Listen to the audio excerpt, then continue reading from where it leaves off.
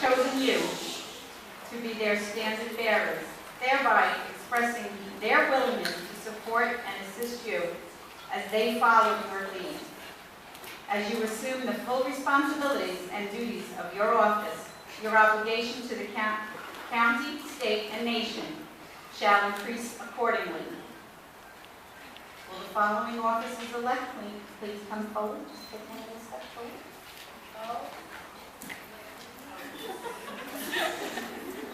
Have you officers acquainted yourself with the duties and responsibilities of the offices to which you have been elected? Yes. Now you're going to repeat after me. Installing officer.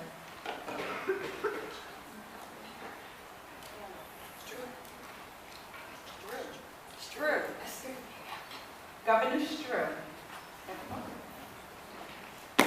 You and your fellow officers have assumed the responsibility of leading this state in the furtherance of the aims and the purposes of the organization as set forth in the Constitution and bylaws.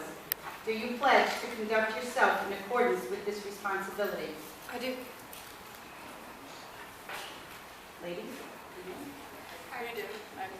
please raise your right hand and using your name where I state mine, repeat after me.